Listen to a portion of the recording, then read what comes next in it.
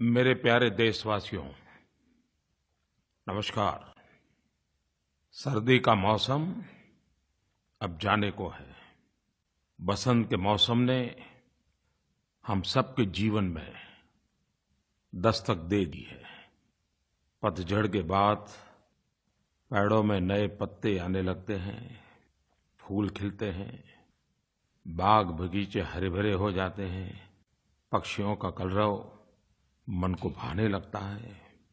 फूल ही नहीं, फल भी पेड़ की शाखाओं पर खिली धूप में चमकते नजर आते हैं। ग्रीष्म ऋतु के फल, आम के मंजर बसंत में ही दिखने लग जाते हैं। वहीं खेतों में सरसों के पीले फूल किसानों को उम्मीदें बंधाते हैं। टेसू या पलाश के सुर्ख फूल होली के आने का संकेत करते हैं। अमीर खुसरो ने मौसम के इस बदलाव की पलों का बड़ा मजेदार वर्णन किया है। अमीर खुसरो ने लिखा है, फूल रही सरसों सकल बन, अम्बवा फूटे टेसू फूले, कोयल बोले डार डार। जब प्रकृति खुशनुमा होती है, मौसम सुहाना होता है, तो इंसान भी इस मौसम का पूरा लुत्फ़ उठाता है। वसंत पंचमी, महाशिवरात्रि और होली का त्योहार इंसान के जीवन में खुशियों के रंग डालता है। प्रेम, भाईचारा, मानवता से ओतप्रोत वातावरण में हम आखिरी महीने फाल्गुन को विदा करने वाले हैं और नए मास चैत्र का स्वागत करने को तैयार बैठे हैं। वसंत ऋतु इन्हीं 2 महीनों का तो संयोग है। मैं सबसे पहले तो देश के लाखों नागरिकों का इस बात से आभार व्यक्त करता हूँ कि मन की बात के पहले जब मैं सुझाव मांगता हूँ, ढेर सारे सुझाव आते हैं। नरेंद्र मोदी ऐप पर, ट्विटर पर, फेसबुक पर, डाक से। मैं इसके लिए सबका आभारी हूँ। मुझे शोभा जालान, उन्होंने नरेंद्र मोदी ऐप पर लिखा है कि बहुत सारी पब्लिक इसरो की उपलब्धियों के बारे में अवेयर नहीं है, और इसलिए उन्होंने कहा है कि मैं 104 सैटेलाइट्स के लॉन्च और इंटरसेप्टर मिसाइल के बारे में कुछ जानकारी दूं। शोभा जी, आपका बहुत-बहुत आभार। ये भारत के गर्व की मिसाल को आपने याद किया। चाहे गरीबी से निपटना हो, बीमारियों से बचना हो, दुनिया से जुड़ना हो, ज्ञान, जानकारियाँ पहुँचाना हो, टेक्नोलॉजी ने, विज्ञान ने अपनी जगह दर्ज करा दी है। 15 फरवरी 2017 भारत के जीवन में गौरवपूर्ण दिवस है। हमारे वैज्ञानिकों ने विश्व के सामने भारत का सर गर्व से ऊंचा किया है। और हम सब जानते हैं कि इसरो ने कुछ वर्षों में कई अभूतपूर्व मिशन को सफलतापूर्वक पूर्ण किए हैं।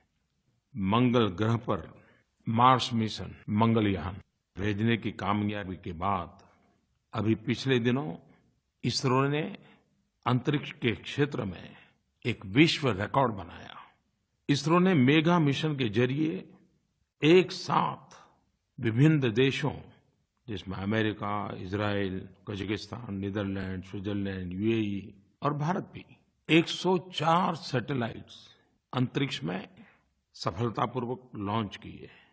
एक साथ 104 सैटेलाइट्स को अंतरिक्ष में भेजकर इतिहास रचने वाला भारत दुनिया का पहला देश बन गया। और ये भी खुशी की बात है कि यह लगातार 38वां पीएसएलवी का सफल लॉन्च है। यह न केवल इसरो के लिए बल्कि पूरे भारत के लिए एक ऐतिहासिक उपलब्धि है। इसरो की यह cost effective efficient space programme सारे दुनिया के लिए एक अजूबा बन गया है, और विश्व ने खुले मन से भारत के वैज्ञानिकों की सफलता को सराहा है। भाइयों-बहनों, इन 104 में एक बहुत ही महत्वपूर्ण है कार्टोसैट 2D। ये भारत का सैटेलाइट है और इसके माध्यम से खींची हुई तस्वीरों, संसाधनों की मैपिंग, इंफ्रास्ट्रक्चर, विकास का आकलन, अर्बन डेवलपमेंट के प्लानिंग के लिए उसकी बहुत मदद मिलेगी। खास करके मेरे किसान भाई-बहनों को देश में जो सभी जल स्रोत है, वो कितना है, उसका उपयोग कैसे हो सकता है, क्या-क्या ध्यान रखना चाहिए, इन सारे विषयों पर ये हमारा नया सैटेलाइट कार्टोसैट 2D बहुत मदद करेगा। हमारे सैटेलाइट ने जाते ही कुछ तस्वीरें भेजी हैं, उसने अपना काम शुरू कर दिया है। हमारे लिए ये भी खुशी बात है कि इस सारे अभियान का नेतृत्व हमारे युवा वैज्ञानिक, हमारी महिला वैज्ञानिक, उन्होंने किया है। युवाओं और महिलाओं की इतनी ज़बरदस्त भागीदारी इसरो की सफलता में एक बड़ा गौरवपूर्ण पहलू है। मैं देशवासियों की तरफ से इसरो के वैज्ञानिकों को बहुत-बहुत बधाई देता हूँ। आम जनता के लिए, राष्ट्र की सेवा के लिए अंतरिक्ष विज्ञान को लाने के अपने ऑब्जेक्टिव को वे सदैव बना रखा है और नित नए-नए कीर्तिमान भी वो रचते जा रहे हैं। हमारे इन वैज्ञानिकों को, उनकी पूरी टीम को हम जितनी बधाइयाँ दें, उतनी कम है। शोभा जी ने एक और भी सवाल पूछा है और वो है भारत की सुरक्षा के संबंध में। भारत ने एक बहुत बड़ी सिद्धि प्राप्त की है, उसके विषय में इस बात की ज़्यादा अभी चर्चा नहीं हुई है, लेकिन शोभा जी का ध्यान गया इस महत्वपूर्ण बात पर। भारत ने रक्षा के क्षेत्र में भी बैलिस्टिक इंटरसेप्टर मिसाइल का सफल परीक्षण किया है। इंटरसेप्शन टेक्नोलॉजी वाले इस मिसाइल ने अपने ट्रायल के दौरान जमीन से करीब-करीब 100 किलोमीटर की ऊंचाई पर दुश्मन की मिसाइल को ढेर करके सफलता अंकित कर दी। सुरक्षा के क्षेत्र में ये बहुत ही महत्वपूर्ण सिद्धि है और आपको जानकर के खुशी होगी, दुनिया के मुश्किल से 4 या 5 ही देश हैं कि जिन्हें ये महारत हासिल है। भारत के वैज्ञानिकों ने ये करके दिखाया और इसकी ताकत ये है कि अगर 2000 किलोमीटर दूर से भी भारत पर आक्रमण के लिए कोई मिसाइल आती है, तो ये मिसाइल अंतरिक्ष में ही उसको नष्ट कर देती है। जब नई टेक्नोलॉजी देखते हैं, कोई नई वैज्ञानिक सिद्धि होती है, तो हम लोगों को आनंद होता है। और मानव जीवन की विकास यात्रा में जिज्ञासा ने बहुत अहम भूमिका निभाई है और जो विशिष्ट बुद्धि प्रतिभा रखते हैं, वो जिज्ञासा को जिज्ञासा के रूप में ही रहने नहीं देते हैं। वो उसके भीतर भी सवाल खड़े करते हैं, नई जिज्ञासाएं खोजते हैं, नई जिज्ञासाएं पैदा करते हैं और वही जिज्ञासा नई खोज का कारण बन जाता है। वे तब तक चैन से बैठते नहीं जब तक उसका उत्तर न मिले। और हजारों साल का मानव जीवन की विकास यात्रा का अगर हम अवलोकन करें, तो हम कह सकते हैं कि मानव जीवन की इस विकास यात्रा का कहीं पूर्ण विराम नहीं है। पूर्ण विराम असंभव है। ब्रह्मांड को, सृष्टि के नियमों को, मानवी के मन को जानने के प्रयास निरंतर चलता रहता है। नया विज्ञान, नई टेक्नोलॉजी उसी में से पैदा होती है और हर टेक्नोलॉजी, हर नया विज्ञान का रूप एक नए युग को जन्म देता है। मेरे प्यारे नौजवानों, जब हम विज्ञान और वैज्ञानिकों के कठिन परिश्रम की बात करते हैं, तो कई बार मैंने मन की बात में इस बात को कहा है कि हमारे युवा पीढ़ी का विज्ञान के प्रति आकर्षण बढ़ना चाहिए। देश को बहुत सारे वैज्ञानिकों की जरूरत है। आज का वैज्ञानिक आने वाले युगों में, आने वाली पीढ़ियों के जीवन में एक स्थायी बदलाव का कारण बनता है। महात्मा गांधी कहा करते थे, no science has dropped from the skies in a perfect form, all sciences develop and are built up through experience. पूज्य बापू ने ये भी कहा था, I have nothing but praise for the zeal, industry and sacrifice that have animated the modern scientists in the pursuit after truth.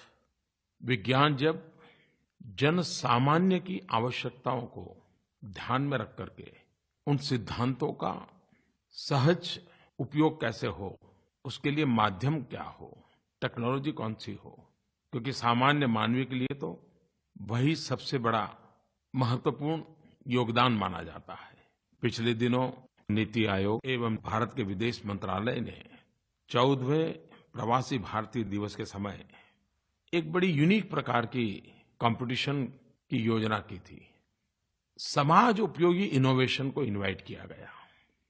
ऐसे innovations को identify करना, showcase करना, लोगों को जानकारी देना और ऐसे इनोवेशन जन सामान्य के लिए कैसे काम आए, मास प्रोडक्शन कैसे हो, उसकी कमर्शियल यूटिलाइजेशन कैसे हो। और मैंने जब उसे देखा तो मैंने देखा कि कितने बड़े महत्वपूर्ण काम किए हैं। जैसे एक इनोवेशन मैंने देखा जो हमारे गरीब मछुआरे भाइयों के लिए बनाया गया है। एक सामान्य मोबाइल ऐप बनाई है, लेकिन उसकी ताकत इतनी है कि मछुआरा फिशिंग के लिए जब जाता है तो कहाँ जाना, सबसे ज़्यादा फिश ज़ोन अच्छा कहाँ पर है, हवा की दिशा क्या है, स्पीड क्या है, लहरों की ऊंचाई कितनी है, यानी एक मोबाइल ऐप पर सारी जानकारियाँ उपलब्ध। और इससे हमारे मछुआरे भाई बहुत ही कम समय में जहाँ अधिक मछलियाँ हैं वहाँ पहुँच करके अपना अर्थ उपार्जन कर सकते हैं। कभीकभी समस्या भी समाधान के लिए विज्ञान की महत्ता को प्रदर्शित करता है। मुंबई के अंदर 2005 में बहुत बारिश हुई, फ्लड आया, समंदर में भी भरती आ गई और बहुत परेशानियाँ हुई। और जब कोई भी प्राकृतिक संकट आता है तो सबसे पहले संकट गरीब को आता है। दो लोगों ने बड़े मन से इसमें काम किया और उन्होंने एक ऐसे मकान की रचना को विकसित किया जो ऐसे संकट से घर को बचाता है, घर में रहने वालों को बचाता है, जल भराव से भी बचाता है, वाटर बॉर्न डिसीज से भी बचा सकता है। खैर बहुत सारे इनोवेशंस थे। कहने का तात्पर्य ये है कि समाज में, देश में इस प्रकार की भूमिका के लोग बहुत होते हैं। और हमारा समाज भी तो टेक्नोलॉजी ड्रिवन होता जा रहा है, व्यवस्थाएं टेक्नोलॉजी ड्रिवन होती जा रही है। एक प्रकार से टेक्नोलॉजी हमारे जीवन का अभिन्न अंग बन रहा है। पिछले दिनों डिजिधन पर बड़ा बल दिखाई दे रहा है। धीरे-धीरे लोग नगद से निकल करके डिजिटल करेंसी की तरफ आगे बढ़ रहे हैं। भारत में भी डिजिटल ट्रांजैक्शन बहुत तेजी से बढ़ रहा है। खास करके युवा पीढ़ी अपने मोबाइल फोन से ही डिजिटल पेमेंट की आदी बनती जा रही है। ये शुभ संकेत मानता हूं मैं। हमारे देश में पिछले दिनों लकी ग्राहक योजना, डिजिधन व्यापारी योजना, उसको भारी समर्थन मिला है। करीब-करीब 2 महीने हो गए हैं। प्रतिदिन 15,000 लोगों को 1,000 रुपये का इनाम मिलता है। और इन दोनों स्कीमों के जरिए भारत में डिजिटल भुगतान को एक जन आंदोलन बनाने की पहल पूरे देश में उसका स्वागत हुआ है। और ये खुशी की बात है कि अब तक डिजिधन योजना के तहत 10 लाख लोगों को तो इनाम मिल चुका है। 50,000 से ज्यादा व्यापारियों को इनाम मिल चुका है। और करीब-करीब 150 करोड़ से भी ज्यादा रकम इस इनाम में इस महान अभियान को आगे बढ़ाने वाले लोगों को मिला है। इस योजना के तहत 100 से ज्यादा ग्राहक ये हैं जिनको 1-1 लाख रुपए का इनाम मिला है। 4,000 से ज्यादा व्यापारी वो हैं जिनको 50-50 हजार रुपए के इनाम मिले हैं। किसान हो, व्यापारी हो, छोटे उद्यमी हो, पेशेवर हो, घरेलू महिलाएं हो, विद्यार्थी हो, हर कोई इसमें बढ़-चढ़ करके हिस्सा ले रहा है, उनको लाभ भी मिल रहा है। जब मैंने उसका एनालिसिस पूछा कि भाई देखिए सिर्फ नौजवान ही आते हैं कि बड़ी आयु के लोग भी आते हैं, तो मुझे खुशी हुई कि इनाम प्राप्त करने वालों में 15 साल के युवा भी हैं तो 65-70 साल के बुजुर्ग भी हैं। मैसूर से श्रीमान संतोष जी ने हर्ष जताते हुए नरेंद्र मोदी ऐप पर लिखा है कि उन्हें लकी ग्राहक योजना के तहत 1,000 रुपये का रिवॉर्ड मिला। लेकिन सबसे बड़ी बात जो उन्होंने लिखी है, जो मुझे लगता है कि मुझे शेयर करना चाहिए, उन्होंने कहा कि मुझे 1,000 रुपये का ये रिवॉर्ड मिला और उसी समय मेरे ध्यान में आया कि एक गरीब वृद्ध महिला का घर में आग लग गई थी, सामान जल गया था। तो मुझे लगा कि ये जो मुझे इनाम मिला है शायद इसका हक इस गरीब वृद्ध माँ का है, तो मैंने 1,000 रुपया उसी को दे दिए। मुझे इतना संतोष मिला। संतोष जी, आपका नाम और आपका काम हम सबको संतोष दे रहा है। आपने एक बहुत बड़ा प्रेरक काम किया। दिल्ली के 22 वर्षीय कार चालक भाई सबीर, अब वो अपने कामकाज में नोटबंदी के बाद डिजिटल कारोबार से जुड़ गए और सरकार की जो लकी ग्राहक योजना थी, उनमें वो 1 लाख रुपए का इनाम मिल गया। अब आज वो कार चलाते हैं, लेकिन एक प्रकार से इस योजना के एम्बेसडर बन गए हैं। सभी पैसेंजरों को पूरा समय ये डिजिटल का ज्ञान देते रहते हैं, इतने उत्साह से बातों को बताते रहते हैं, औरों को भी प्रोत्साहित करते हैं। महाराष्ट्र से एक युवा साथी पूजा नेमाड़े, जो पीजी की छात्रा है, उन्होंने भी रुपे कार्ड, ई-वॉलेट का उपयोग अपने परिवार में कैसे हो रहा है और इसको करने में कितना आनंद आ रहा है, इसका अपना अनुभव अपने साथियों को शेयर करती रहती हैं। और 1 लाख रुपए का इनाम उसके लिए कितना मायना रखता है, लेकिन उसने इसे एक अपने मिशन मोड में ले लिया है और वो भी औरों को इस काम के लिए लगा रही हैं। मैं देशवासियों से, देश के युवकों से खास करके, और इस लकी ग्राहक योजना या तो डिजी धन व्यापार योजना, उन्हें जो इनाम मिला है, उनसे मैं आग्रह करूंगा कि आप स्वयं इसके एम्बेसडर बनिए, इस आंदोलन का आप नेतृत्व कीजिए, आप इसको आगे बढ़ाइए। और ये काम एक प्रकार से भ्रष्टाचार और काले धन के खिलाफ जो लड़ाई है, इसमें बहुत बड़ा अहम भूमिका है इसकी। इस काम में जुड़े हुए हर कोई, मेरी दृष्टि से देश में एक नई एंटी करप्शन कैडर है। एक प्रकार से आप शुचिता के सैनिक हैं। आप जानते हैं, ये लकी ग्राहक योजना 100 दिन जब पूरे होंगे, 14 अप्रैल डॉक्टर बाबा साहब आम्बेडकर की जन्म जयंती का पर्व है, यादगार दिवस है। 14 अप्रैल को एक बहुत बड़ा करोड़ों रुपयों के प्राइज का ड्रॉ होने वाला है। अभी करीब 40-45 दिन बचे हैं। बाबा साहब आम्बेडकर को याद रखते हुए कि आप एक काम कर सकते हैं, अभी बाबा साहब आम्बेडकर की 125वीं जयंती गई है, उनका स्मरण करते हुए आप भी कम से कम 125 लोगों को भीम ऐप डाउनलोड करने का सिखाएं, उससे लेनदेन कैसे होती है वो सिखाएं, और खास करके अपने आसपास के छोटे-छोटे व्यापारियों को सिखाएं। इस बार की बाबा साहब आम्बेडकर की जयंती और भीम ऐप, इसको विशेष महत्व दें।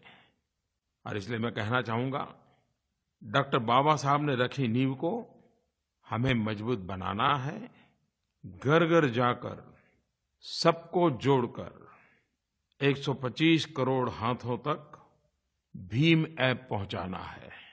पिछले 2-3 महीने से ये जो मूवमेंट चला है, उसका असर ये है कि कई टाउनशिप, कई गांव, कई शहरों में बहुत ही सफलता प्राप्त हुई है।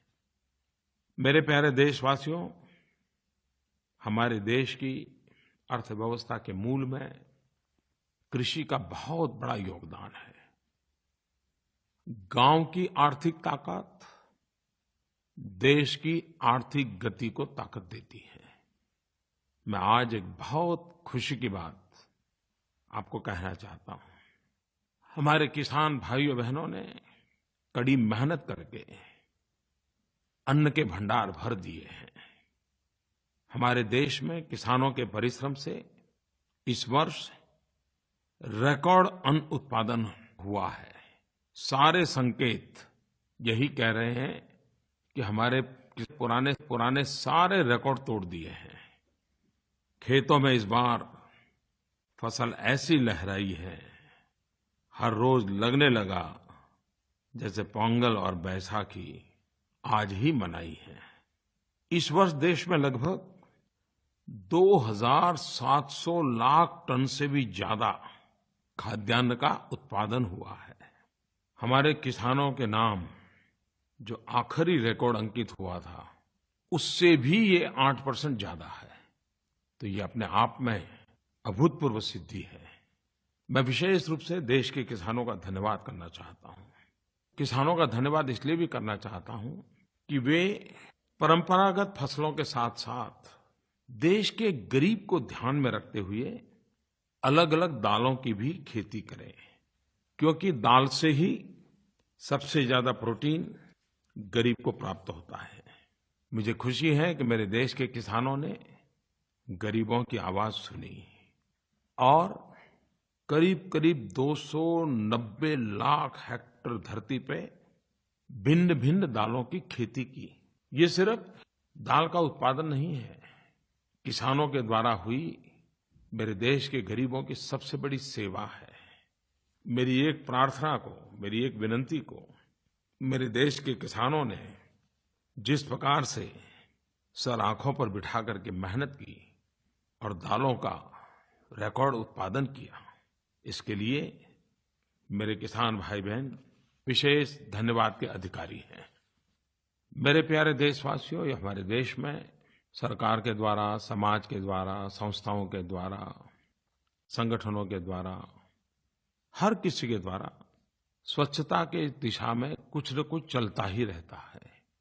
एक प्रकार से हर कोई किसी न किसी रूप में स्वच्छता के संबंध में जागरूक व्यवहार करता नजर आ रहा है। सरकार निरंतर प्रयास कर रही है। पिछले दिनों वाटर एंड सैनिटेशन का जो हमारा भारत सरकार का मंत्रालय है, पेयजल एवं स्वच्छता मंत्रालय, हमारे सचिव के नेतृत्व में 23 राज्य सरकारों के वरिष्ठ अधिकारियों का एक कार्यक्रम तेलंगाना में हुआ और तेलंगाना राज्य के वारंगल में सिर्फ बंद कमरे में सेमिनार नहीं, प्रत्यक्ष स्वच्छता के काम का महत्व क्या है उसको प्रयोग करके करना। 17-18 फरवरी को हैदराबाद में टॉयलेट पीट एम्प्टिंग एक्सरसाइज का आयोजन किया। 6 घर के टॉयलेट पिट्स खाली करके उसकी सफाई की गई और अधिकारियों ने स्वयं ने दिखाया कि ट्विन पिट टॉयलेट के उपयोग हो चुके गड्ढों को उसे खाली कर पुनः प्रयोग में लाया जा सकता है। उन्होंने यह भी दिखाया कि यह नई टेक्निक के शौचालय कितने सुविधाजनक हैं और इन्हें खाली करने में सफाई को लेकर के कोई असुविधा महसूस नहीं होती है, कोई संकोच नहीं होता है। जो साइकोलॉजिकल बैरियर होता है वो भी आड़े नहीं आता है और हम भी और सामान्य सफाई करते हैं वैसे ही एक टॉयलेट के गड्ढे साफ कर सकते हैं। और इस प्रयास का परिणाम हुआ, देश के मीडिया ने इसको बहुत प्रचारित भी किया, उसको महत्व भी दिया और स्वाभाविक है जब एक आईएएस अफसर खुद टॉयलेट के गड्ढे को सफाई करता हो तो देश का ध्यान जाना बहुत स्वाभाविक है। और ये जो टॉयलेट पीट की सफाई है और उसमें से जो जिसे हम कूड़ा कचरा मानते हैं, लेकिन खाद की दृष्टि से देखें तो एक प्रकार से ये काला सोना होता है। वेस्ट से वेल्थ क्या होती है ये हम देख सकते हैं और ये सिद्ध हो चुका है। 6 सदस्यीय परिवार के लिए एक स्टैंडर्ड ट्विन पिट टॉयलेट, ये मॉडल लगभग 5 वर्ष में भर जाता है। इसके बाद कचरे को आसानी से दूर कर दूसरे पिट में रीडायरेक्ट किया जा सकता है। 6-12 महीनों में पिट में जमा कचरा पूरी तरह से डिकम्पोज हो जाता है। यह डिकम्पोज कचरा हैंडल करने में बहुत ही सुरक्षित होता है और खाद की दृष्टि से अत्यंत महत्वपूर्ण खाद्य एनपीके, किसान भली भांति एनपीके से परिचित है, नाइट्रोजन, फास्फोरस, पोटेशियम, ये पोषक तत्वों से पूर्ण होता है और यह कृषि क्षेत्र में बहुत ही उत्तम खाद्य माना जाता है। जिस प्रकार से सरकार ने ये इनिशिएटिव लिया है और हमें भी बहुत इनिशिएटिव ऐसे प्रयोग किए होंगे और अब तो दूरदर्शन में स्वच्छता समाचार का एक विशेष कार्यक्रम आता है, उसमें ऐसी बातें जितनी उजागर होगी उतना लाभ होगा। सरकार में भी अलग-अलग डिपार्टमेंट स्वच्छता पखवाड़ा रेगुलर मनाते हैं। मार्च महीने के प्रथम पखवाड़े में महिला और बाल विकास मंत्रालय, उनके साथ जनजातीय विकास मंत्रालय, ट्राइबल अफेयर्स मिनिस्ट्री, ये स्वच्छता अभियान को बल देने वाले हैं। और मार्च के दूसरे पखवाड़े में और 2 मंत्रालय, मिनिस्ट्री ऑफ शिपिंग, पोत परिवहन मंत्रालय और ministry of water resource, river development and Ganga rejuvenation, ये मंत्रालय भी मार्च के आखिरी 2 सप्ताह स्वच्छता अभियान को आगे बढ़ाने वाला है। हम जानते हैं कि हमारा देश का कोई भी नागरिक जब भी कुछ अच्छा करता है तो पूरा देश एक नई ऊर्जा का अनुभव करता है, आत्मविश्वास को बढ़ाता है। रियो पैरालम्पिक में हमारे दिव्यांग खिलाड़ियों ने जो प्रदर्शन किया, हम सब ने उसका स्वागत किया था। इसी महीने आयोजित ब्लाइंड T20 वर्ल्ड कप के फाइनल में भारत ने पाकिस्तान को हराते हुए लगातार दूसरी बार वर्ल्ड चैम्पियन बनकर के देश का गौरव बढ़ाया। मैं एक बार फिर से टीम के सभी खिलाड़ियों को बधाई देता हूँ। देश को हमारे इन दिव्यांग साथियों की उपलब्धि पर गर्व है। मैं ये हमेशा मानता हूँ कि दिव्यांग भाई-बहन सामर्थ्यवान होते हैं, दृढ़ निश्चयी होते हैं, साहसिक होते हैं, संकल्पवान होते हैं। हर पल हमें उनसे कुछ न कुछ सीखने को मिलता है। बात चाहे खेल की हो या अंतरिक्ष विज्ञान की, हमारे देश की महिलाएं किसी से पीछे नहीं हैं। कदम से कदम मिला करके आगे बढ़ रही हैं और अपनी उपलब्धियों से देश का नाम रोशन कर रही हैं। पिछले कुछ दिनों में एशियाई रग्बी सेवेंस ट्रॉफी हमारी महिला खिलाड़ियों ने सिल्वर मेडल जीता। उन सभी खिलाड़ियों को मेरी ढेर सारी बधाइयाँ। 8 मार्च पूरा विश्व महिला दिवस मनाता है। भारत में भी बेटियों को महत्व देने, परिवार और समाज में उनके प्रति जागरूकता बढ़े, संवेदनशीलता बढ़े, बेटी बचाओ बेटी पढ़ाओ, ये आंदोलन तेज गति से आगे बढ़ रहा है। आज ये सिर्फ सरकारी कार्यक्रम नहीं रहा है, ये एक सामाजिक संवेदना का, लोक शिक्षा का अभियान बन गया है। विगत 2 वर्षों के दौरान इस कार्यक्रम ने आम जनमानस को जोड़ लिया है। देश के प्रत्येक कोने में इस ज्वलंत मुद्दे पर लोगों को सोचने पर मजबूर किया है और बरसों से चली आ रही पुराने रीति-रिवाजों के प्रति लोगों की सोच में बदलाव लाया है। जब ये समाचार मिलते हैं कि बेटी के जन्म पर उत्सव मनाया गया, इतना आनंद आता है। एक प्रकार से बेटियों के प्रति सकारात्मक सोच सामाजिक स्वीकृति का कारण बन रही है।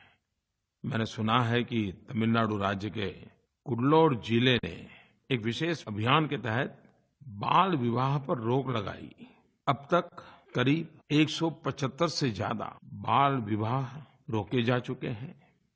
जिला प्रशासन ने सुकन्या समृद्धि योजना के अंतर्गत करीब 55-60 हजार से ज्यादा बेटियों के बैंक अकाउंट खोले हैं। जम्मू कश्मीर के कठुआ जिले में कन्वर्जेंस मॉडल के तहत समस्त विभागों को बेटी बचाओ बेटी पढ़ाओ योजना में जोड़ा है और ग्राम सभाओं के आयोजन के साथ-साथ जिला प्रशासन द्वारा अनाथ बच्चियों को गोद लेना, उनकी शिक्षा सुनिश्चित करना, इसके भरपूर प्रयास हो रहे हैं। मध्य प्रदेश में हर घर दस्तक के कार्यक्रम अंतर्गत गांव-गांव, घर-घर बेटियों की शिक्षा के लिए एक अभियान चलाया जा रहा है। राजस्थान ने अपना बच्चा अपना विद्यालय अभियान चला करके जिन बालिकाओं का ड्रॉप आउट हुआ था, उनको पुनः स्कूल में भर्ती कराना, फिर से पढ़ने के लिए प्रेरित करने का अभियान चलाया है। कहने का तात्पर्य ये है कि बेटी बचाओ बेटी पढ़ाओ इस आंदोलन ने भी अनेक रूप धारण किए हैं। पूरा आंदोलन जन आंदोलन बना है। नई-नई कल्पनाएं उसके साथ जुड़ी हैं। स्थानीय आवश्यकताओं के अनुसार उसको मोड़ा गया है। मैं इसे एक अच्छी निशानी मानता हूँ। जब हम 8 मार्च को महिला दिवस मनाने वाले हैं, तब हमारा एक ही भाव है, महिला वो शक्ति है, सशक्त है, वो भारत की नारी है। न ज्यादा में न कम में, वो सब में बराबर की अधिकारी है। मेरे प्यारे देशवासियों, आप सबको मन की बात में समय-समय पर कुछ न कुछ संवाद करने का अवसर मिलता है। आप भी सक्रियता के साथ जुड़ते रहते हैं। आपसे मुझे बहुत कुछ जानने को मिलता है।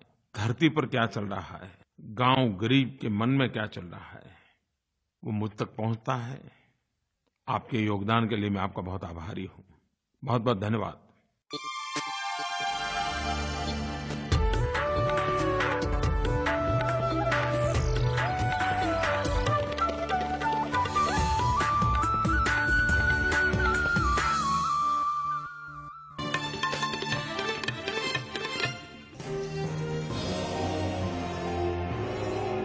एक भारत सरदार पटेल डिजिटल प्रदर्शनी देखने के लिए आप सादर आमंत्रित हैं। काम और आपका काम हम सबको संतोष दे रहा है। आपने एक बहुत बड़ा प्रेरक काम किया। दिल्ली के 22 वर्षीय कार चालक भाई सबीर, अब वो अपने कामकाज में नोटबंदी के बाद डिजिटल कारोबार से जुड़ गए और सरकार की जो लकी ग्राहक योजना थी, उनमें वो 1 लाख रुपए का इनाम मिल गया। अब आज वो कार चलाते हैं, लेकिन एक प्रकार से इस योजना के एम्बेसडर बन गए हैं। सभी पैसेंजरों को पूरा समय ये डिजिटल का ज्ञान देते रहते हैं, इतने उत्साह से बातों को बताते रहते हैं, औरों को भी प्रोत्साहित करते हैं।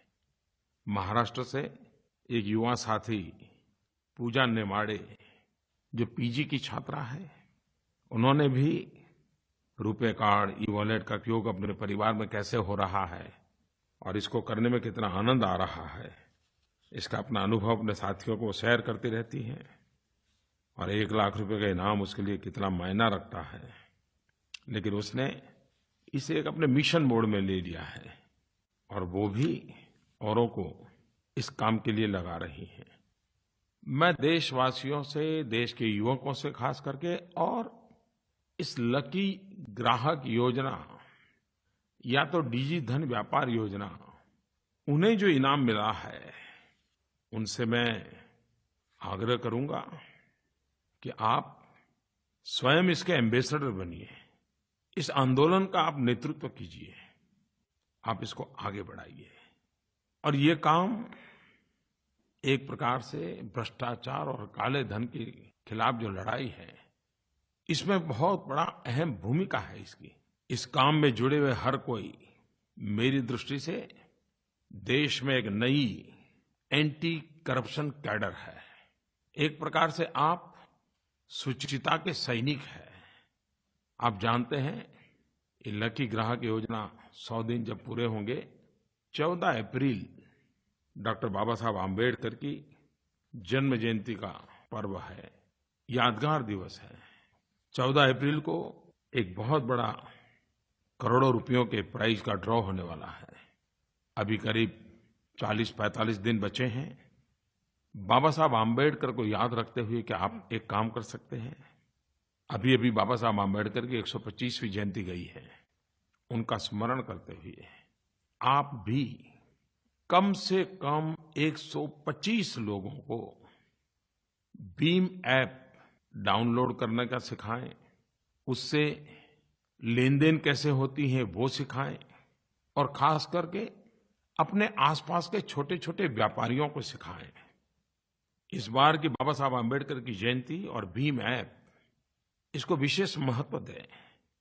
और इसलिए मैं कहना चाहूँगा, डॉक्टर बाबा साहब ने रखी नींव को हमें मजबूत बनाना है।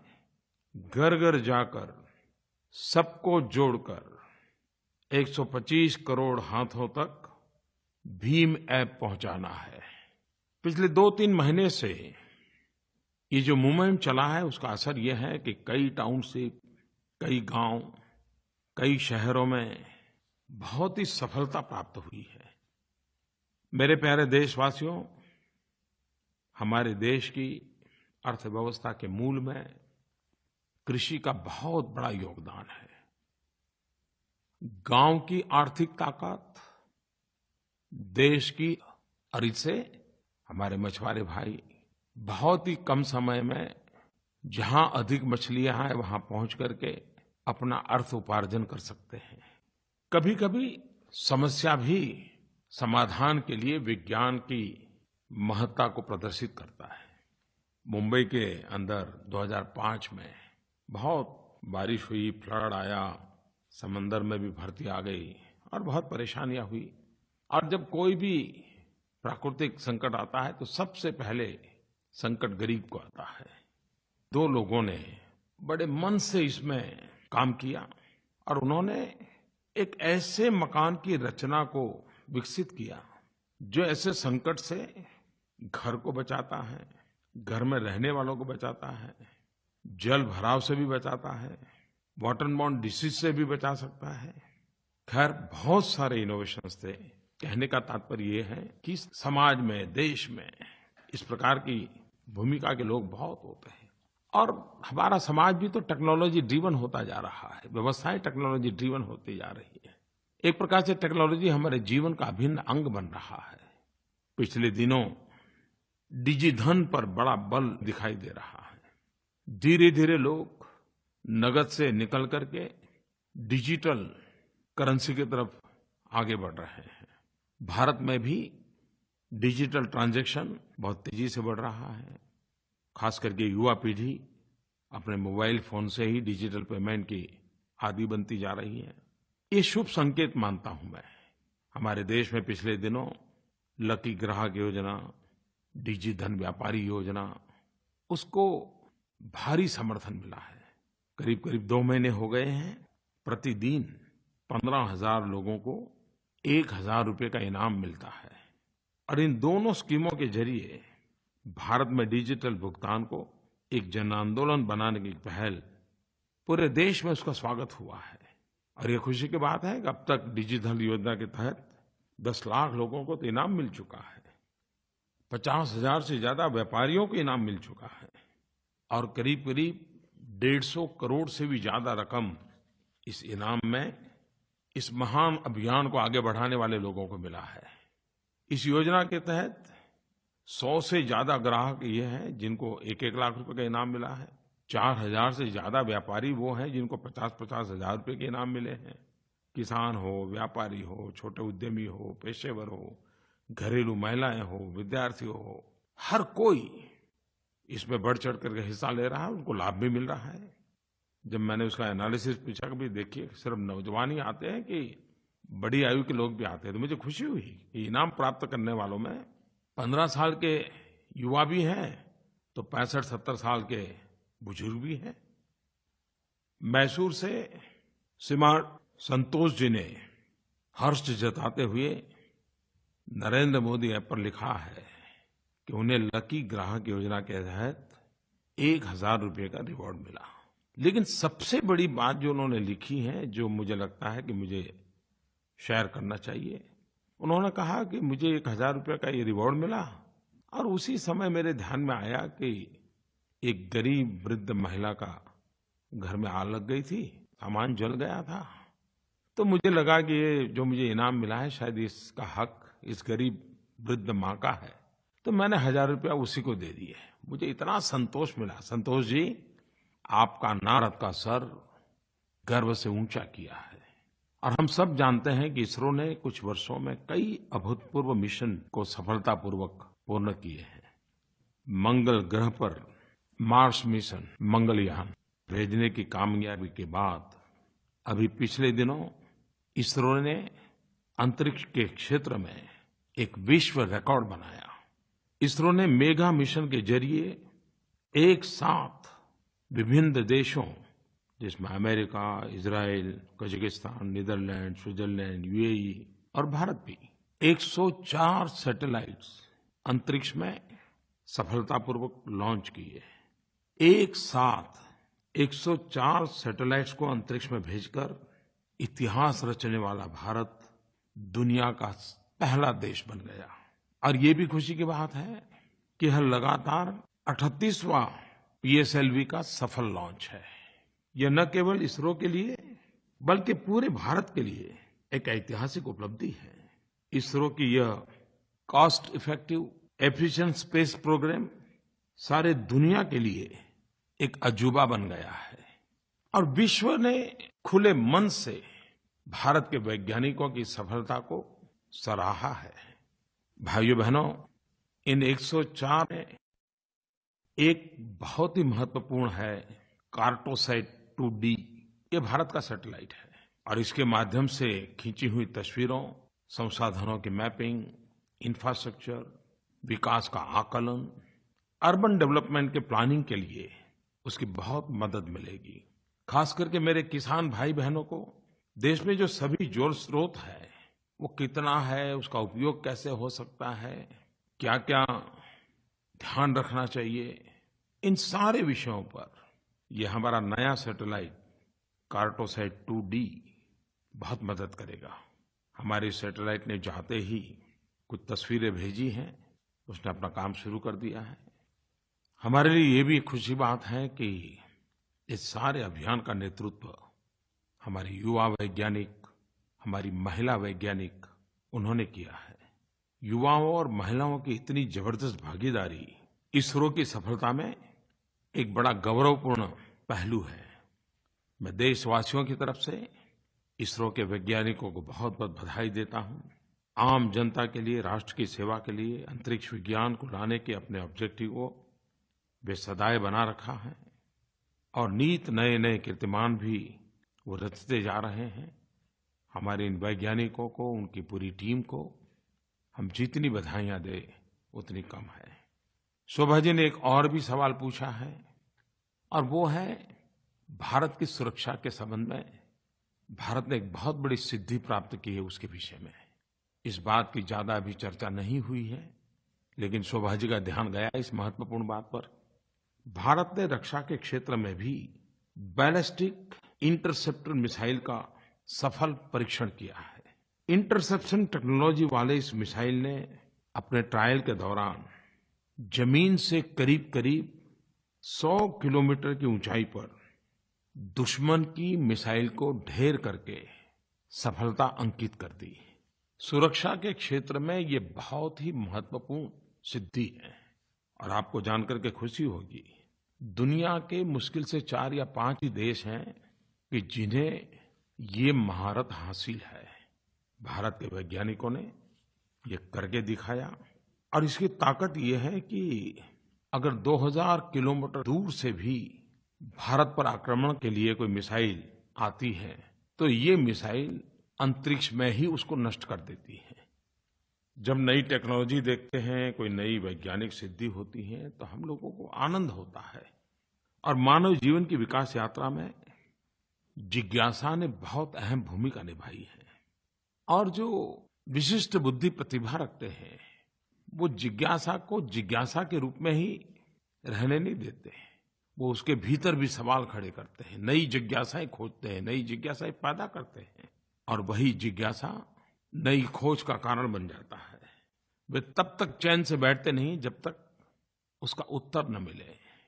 और हजारों साल का मानव जीवन की विकास यात्रा का अगर हम अवलोकन करें तो हम कह सकते हैं कि मानव जीवन की इस विकास यात्रा का कहीं पूर्ण विराम नहीं है।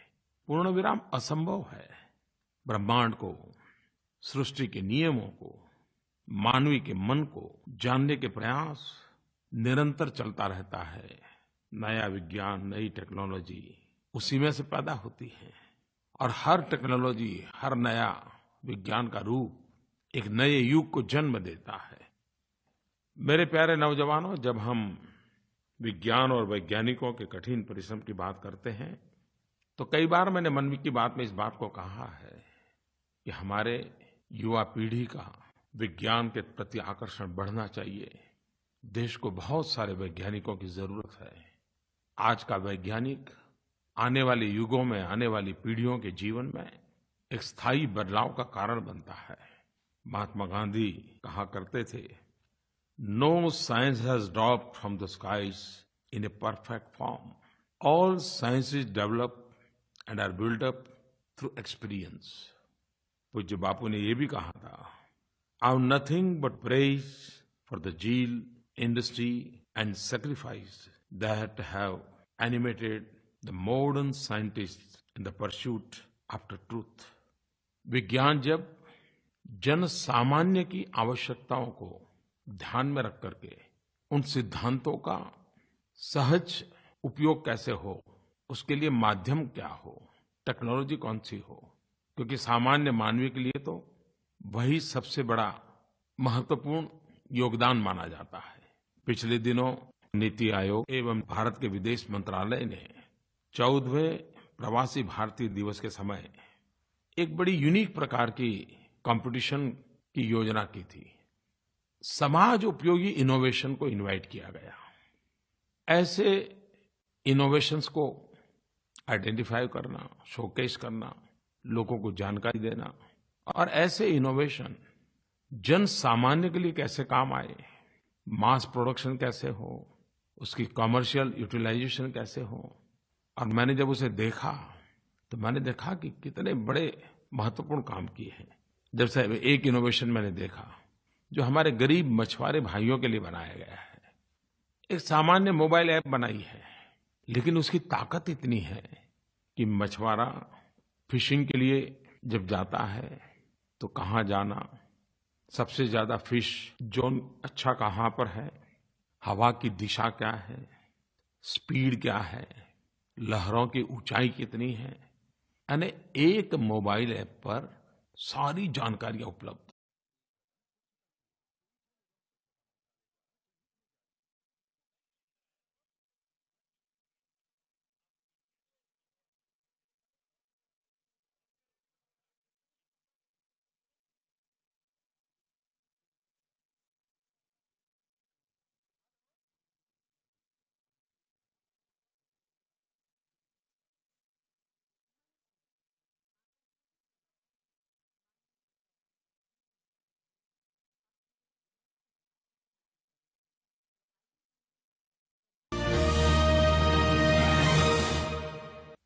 मेरे प्यारे देशवासियों, नमस्कार। सर्दी का मौसम अब जाने को है। बसंत के मौसम ने हम सबके जीवन में दस्तक दे दी है। पतझड़ के बाद पेड़ों में नए पत्ते आने लगते हैं, फूल खिलते हैं, बाग बगीचे हरे भरे हो जाते हैं, पक्षियों का कलरव मन को भाने लगता है। फूल ही नहीं, फल भी पेड़ की शाखाओं पर खिली धूप में चमकते नजर आते हैं। ग्रीष्म ऋतु के फल, आम के मंजर बसंत में ही दिखने लग जाते हैं। वहीं खेतों में सरसों के पीले फूल किसानों को उम्मीदें बंधाते हैं। टेसू या पलाश के सुर्ख फूल होली के आने का संकेत करते हैं। अमीर खुसरो ने मौसम के इस बदलाव की पलों का बड़ा मजेदार वर्णन किया है। अमीर खुसरो ने लिखा है, फूल रही सरसों सकल बन, अम्बवा फूटे टेसू फूले, कोयल बोले डार डार।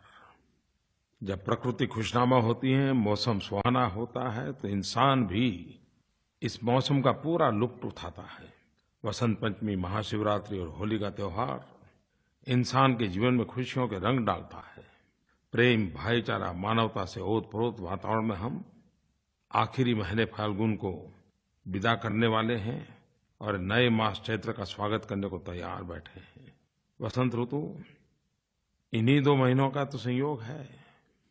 मैं सबसे पहले तो देश के लाखों नागरिकों का इस बात से आभार व्यक्त करता हूं कि मन की बात के पहले जब मैं सुझाव मांगता हूं, ढेर सारे सुझाव आते हैं।